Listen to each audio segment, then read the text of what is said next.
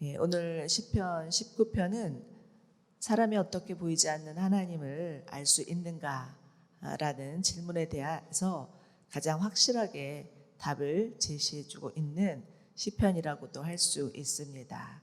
우선 1절부터 5절까지를 보시면 시편 저자가 하나님이 지으신 하늘과 창공이 하나님의 영광을 나타내고 그의 손으로 하신 일을 다 보여준다라고 노래합니다. 날이면 날마다 말씀을 쏟아붓고 밤이면 밤마다 지식을 나타낸다고도 합니다. 하나님이 지으신 그 하늘과 창공과 시간과 이 공간들이 다 하나님을 찬양하고 있다라는 것이죠. 말도 아니고 언어도 아니고 들리지도 않는 소리가 땅 끝까지 퍼져나가고 그 말들이 세상 끝까지 이른다라고도 합니다. 그리고 참 희한한 것은 그 다음에 또 그 5절을 보면 4절부터 해에 대해서 얘기를 하고 있죠. 해가 정말 자기 방에서 나오는 신랑같이 경주하는 장사같이 기뻐하며 하늘에서 그 반원을 그리면서 하늘 끝에서 저 끝으로 친다고 하면서 해도 하나님이 지으신 놀라운 피조물임을 말해주고 있습니다. 요즘 너무 우리 더운 여름을 보내고 있죠. 정말 이 시편 5절의 고백대로 이 뜨거운 열기를 피해서 숨을 사람이 아무도 없는 그런 계절입니다. 그렇지만 이 모든 것이 다 하나님이 지으신 피조물이라는 거죠. 그리고 이 하나님이 지으신 모든 피조물이 하나님이 누구신지를 나타내고 있다라고 합니다. 정말 1절부터 5절을 그 표현을 보면 어떻게 이런 표현을 할 수 있을까라고 기가 막히게 시를 쓰고 있는 것 같아요. 근데 이 표제를 보면 다윗의 시라고 되어 있습니다. 다윗이 지은 시라는 거죠. 다윗이 얼마나 하나님의 지으신 모든 세계를 바라보면서 창조주 하나님, 그 하나님을 노래하고 있는지 정말 다윗이야말로 탁월한 시인인 것 같습니다. 그런데 이것은 무엇을 말하는 것입니까? 한마디로 온 우주 만물이 다 하나님을 드러내고 있다라는 것이죠.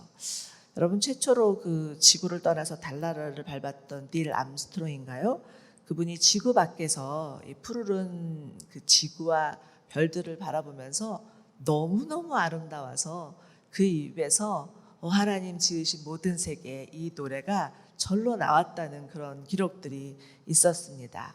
존 칼빈은요, 자연은 하나님이 보이지 않는 잉크로 쓴 성경이다, 이런 말도 했고요. 또 헨리 나우에는 자연은 하나님의 모국어이다. 자연은 우리 인생의 배경이 아닙니다. 우리에게 창조주 하나님의 뜻과 길을 가르쳐주는 살아있는 선물입니다. 이런 표현까지도 하였습니다. 진실로 그렇습니다. 이 세상은 하나님이 정말 만드신 위대한 작품입니다. 그러므로 온 우주 만물을 바라보면서 하나님의 존재를 확인할 수 있다라는 거죠. 창세기 1장 2절을 보면 세상이 창조되기 전에는 혼돈과 공허와 흑암뿐이었다라고 설명합니다. 그런데 그 수면 위에 하나님의 영이 운행하시고 하나님의 말씀하시니 시간이 생기고 공간이 생기고 그 안에 담을 모든 형체들이 생겼노라고 창세기 1장에서부터 선언을 하고 있죠. 정말 무질서하고 공허하고 어두운 땅이 하나님의 말씀으로 인해서 질서와 조화를 이루면서 아름답게 형성이 된 것입니다. 하나님께서 분명한 청사진을 가지고서 계획대로 차근차근 만드신 것이죠. 그렇기 때문에 이 세상은 우연히 생긴 것이 아닙니다. 어쩌다 되는 대로 생겨진 부산물이 아니라는 것입니다. 하나님께서 정말 이 세상을 향한 또 우리를 향한 선하신 계획과 목적을 가지고 뜻을 가지고 창조하신 것이죠.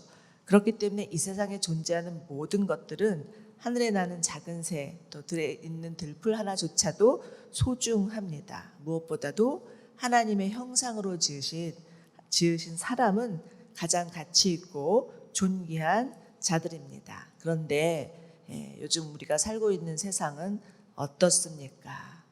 정말 하나님께서 생육하고 번성하고 충만하고 다스리라고 이렇게 말씀하셨는데 인간의 이기심과 욕심으로 인해서 지금 우리는 코로나, 온난화, 이상, 기후 이것으로 몸살을 앓고 지구가 있고 우리가 그 고통을 당하고 있습니다. 또 사람은 어떻습니까? 요즘 뉴스를 보면 사람을 사람처럼 대하지 않는 것 같아요. 사람을 물건 취급하고 너무나 하찮게 여기는 일들이 수도 없이 일어나고 있습니다. 정말 이 시대가 회복돼야 될 것은 창조주 하나님을 향한 창조주 하나님을 믿는 창조 신앙입니다. 우리가 창조주 하나님을 믿을 때야말로 비로소 인간에 대한 존엄성 그리고 자연에 대한 소중함이 회복될 것입니다. 우리 모두 이를 위해서 기도하는 저와 여러분 되시기를 소망합니다. 그리고 지금 비록 날씨가 너무 무더워서 정말 뜨거운 햇볕 아래 나가는 것은 두려운 일이긴 하지만 하나님이 지으신 그 자연으로 들어가서 하나님의 그 숨결과 하나님의 세미한 음성을 들을 수 있으면 좋겠습니다. 틀림없이 우리가 방 안에서 듣던 소리와는 다른 하나님의 소리를 들을 수 있을 것입니다. 그리고 정말 그 하나님의 그 세상을 운영하시는 소리를 들으시면서 우리도 다윗과 같이 하나님을 향해서 노래하고 찬양하는 시인이 될 것이라고 믿습니다. 자, 이제 그 하나님께서 지으신 이 아름다운 자연을 통해서도 하나님을 알 수 있지만 인간이 아담과 하와가 범죄한 이후로 타락했기 때문에 자연만 가지고는 하나님이 누구신지를 다 알 수 없습니다. 그래서 하나님께서 우리 가운데 주신 책이 바로 말씀, 성경이죠. 7절과 8절을 한번 다시 봅시다. 여호와의 율법은 완전해서 영혼을 되살리고 여호와의 증거는 확실해서 어리석은 사람을 지혜롭게 만들고 여호와의 율법은 올바르니 마음에 기쁨을 주고 여호와의 계명은 순전해서 눈을 밝혀줍니다 라고 말하고 있죠. 여기서 율법, 증거, 계명은 모두 다 말씀을 뜻합니다. 그리고 하나님의 말씀의 특성이 무엇인지를 한번 보십시오. 하나님의 말씀은 완전하고 확실하고 올바르고 순전하다라고 말합니다. 그렇기 때문에 하나님의 말씀이 우리의 영혼을 소성케 하고 어리석은 자를 지혜롭게 하고 마음에 기쁨을 주고 우리 눈을 밝혀준다라고 말하죠. 이것이 바로 말씀이 우리 가운데 주는 유익입니다. 이것은 아마 누구도 하나님의 말씀을 경험한 사람이라면 이 말씀에 동의하실 것입니다. 아마 여러분도 하나님의 말씀으로 인한 이런 유익들을 경험하셨을 것입니다. 오랜 동안 우울증을 앓고 있던 사람이라 할지라도 하나님의 말씀이 들어가면 그 우울증에서 얼마든지 벗어날 수 있습니다. 아무리 배운 것이 없는 학식이 부족한 자라 할지라도 하나님의 말씀이 들어가면 그 말씀에 지혜가 있어서 지혜로운 분들이 분명히 계십니다. 제가 아는 분은 초등학교밖에 안 나오신 권사님이세요. 그런데 그 권사님 안에 하나님의 말씀으로 충만하니까 얼마나 지혜로우신지 주변의 사람들이 정말 그 권사님의 또 그 위로를 받고 격려를 받고 힘을 얻고 일어서는 분들이 참 많이 계신 것을 보았습니다. 얼마나 존경스러운지 정말 이 세상의 지식보다도 하나님의 말씀의 지혜가 들어갔을 때 정말 지혜로운 그런 사람이 되고 지혜로운 삶을 살 수 있겠구나라는 것을 경험하는 것이죠. 또 제가 아는 한 권사님은 코로나로 인해서 너무나 사업이 어려워져서 마음이 낙심되었는데 이렇게 있다가는 안 되겠다 싶어서 하나님의 말씀을 암송하기 시작하셨습니다. 처음에는 로마서 8장을 암송하다가 그 다음에는 그 말씀을 암송하니까 너무 이게 말씀이 안에 들어가면서 정말 걱정이 사라지더라는 거예요.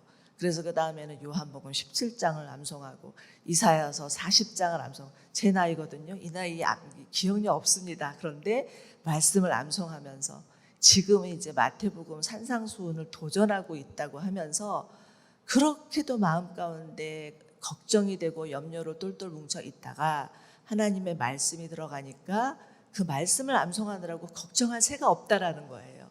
그러면서 그 말씀의 능력이 무엇인지를 알았다라는 그런 고백을 하시더라고요.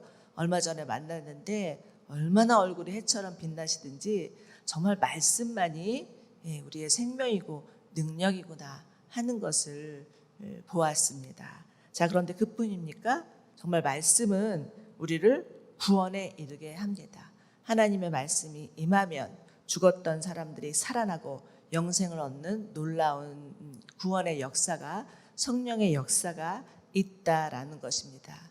제가 누군지는 기억이 안 나는데 유명한 신학자죠. 그런데 그분이 방탕한 어거스틴이었나요?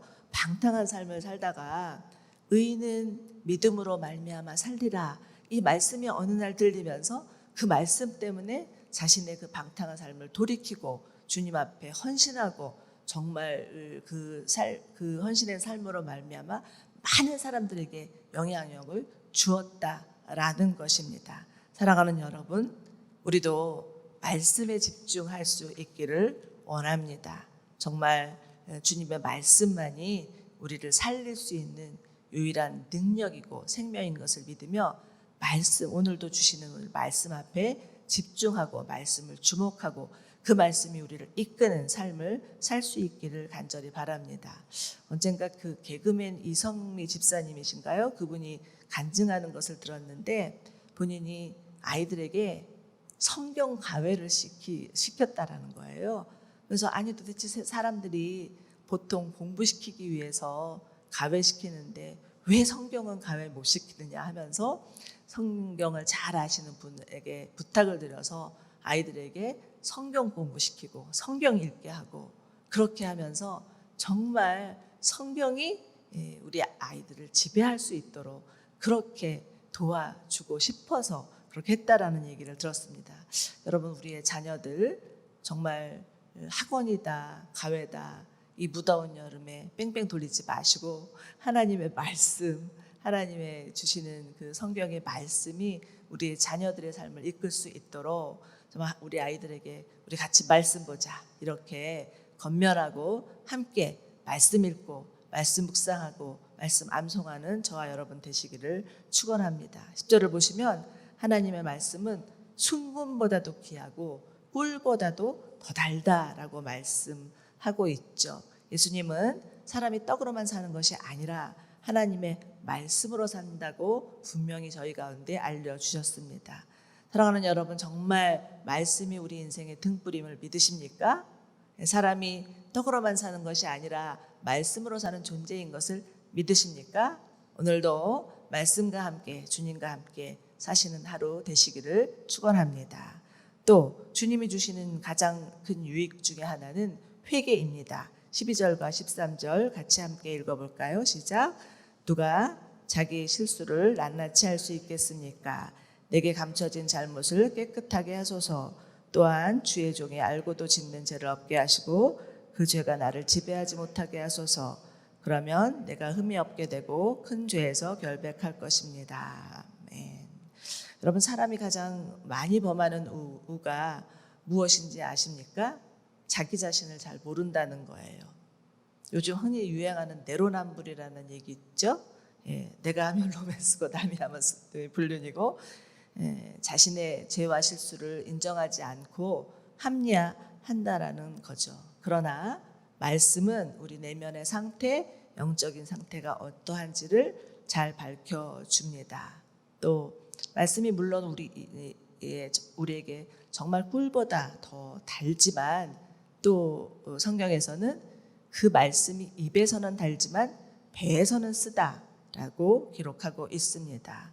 정말 말씀이 임하면 그 누구도 알지 못했던 죄가 그 말씀 앞에 드러나기도 하고 더 이상 숨길 수가 없어서 자백하며 하나님께 돌이키는 성령의 역사가 일어난다는 거죠. 100여 년 전에 있었던 평양의 그 대부흥운동은 사실은 말씀 사경회를 통한 성령의 역사였습니다. 살아계신 하나님의 말씀이 회중들에게 임하니까 그 말씀의 찔림을 받아서 도저히 담아둘 수 없었던 죄들을 자백하기 시작했다라는 거죠.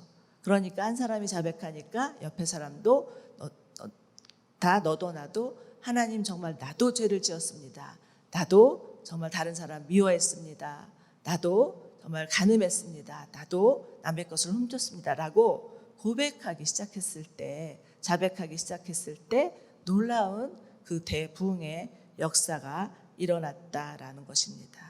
사랑하는 여러분, 감추어진 죄는 우리의 영혼을 점점 파멸의 길로 들어서게 하지만 하나님 앞에 폭로된 죄는 우리를 깨끗하게 하고 새롭게 하고 거룩해 될 것을 믿으시기 바랍니다. 오늘도 우리 가운데 주시는 말씀이 우리의 영혼을 정결케 하고 새롭게 하는 은혜가 있기를 간절히 소망합니다.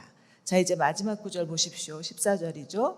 14절 이렇게 다윗은 고백합니다. 오 여호와여, 내 반석이여, 나를 구원하신 주여, 내 입의 말과 내 마음의 묵상이 주께서 받으실 만한 것이 되기를 원합니다. 여러분, 하나님이 원하시는 사람은 어떤 사람일까요? 말과 마음과 삶이 일치된 사람입니다. 말은 번지르르한데 삶은 형편없고 말도 삶도 훌륭한 것 같은데 마음이 엉망인 사람들도 있습니다. 여러분, 영혼의 성숙이란 무엇일까요? 마음 가운데 있는 혼란이 사라지고 투명하고 깨끗한 심령이 되어서 내가 예수를 믿는 것과 아는 것이 하나 되는 삶, 그런 삶을 사는 자가 성숙한 자입니다.